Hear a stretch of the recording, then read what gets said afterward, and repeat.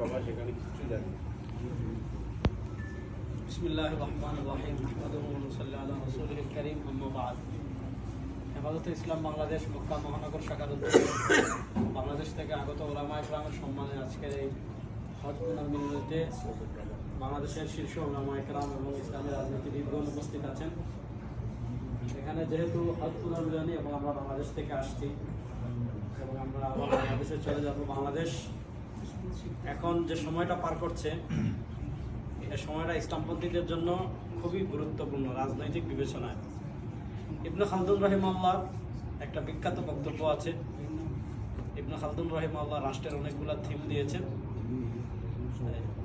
ইবনে খালদুন রাহিমাহুল্লাহ একটা থিমের ব্যাখ্যা অনেক লম্বা, বিষয়টা এমন হলো যে একটা জনশক্তি রাষ্ট্র ক্ষমতায় আসতে হলে প্রথমত তৃণমূলে ফোকাস করা, তারপর সেখানের যে সেনাবাহিনী বা এই পর্যায়ের যে রাষ্ট্রীয় বাহিনীগুলো আছে তাদের সাপোর্ট, তারপরে রাষ্ট্র ক্ষমতায়, এই তিনটা ধাপে ধাপে ইবনে খালদুন রাহিমাহুল্লাহ ব্যাখ্যা করেছেন।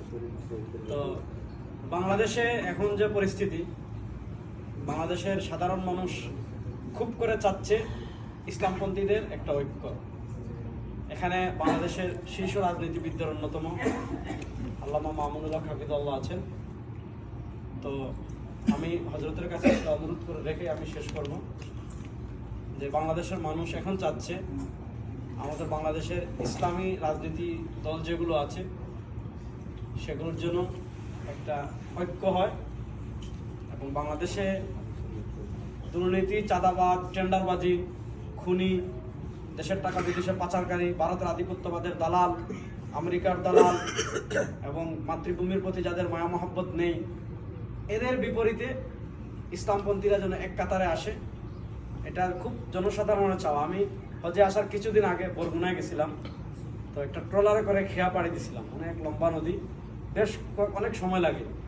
তো ওই খেয়া নৌকায় যখন আমি উঠছি আরও 50-60 জন মানুষ ছিল, বড় ট্রলার। তো অনেকে আমাকে চেনার পর বলতেছে যে আবরার সাহেব আপনারা এক হন, আমরা সাথে আছি। ইসলামপন্থীরা কেমনে এক হয়, আশা করি আল্লামা মামুনুল হক হাফিজাহুল্লাহ সহ আমাদের বড়রা যারা আছেন এ ব্যাপারে চিন্তা করবেন এবং আগামী নির্বাচনে ইসলামপন্থীরা যেন একসাথে নির্বাচন করতে পারে, এই ব্যাপারে যেন আমরা প্রত্যেকে যার যার জায়গা থেকে ব্যালট বাক্স চাই। আমরা একসাথে ব্যালট বাক্স চাই। আলহামদুলিল্লাহ, আমরা মাওলানা রেজাউল করিম আবরার ভাইয়ের কাছ থেকে গুরুত্বপূর্ণ কথা শুনছি।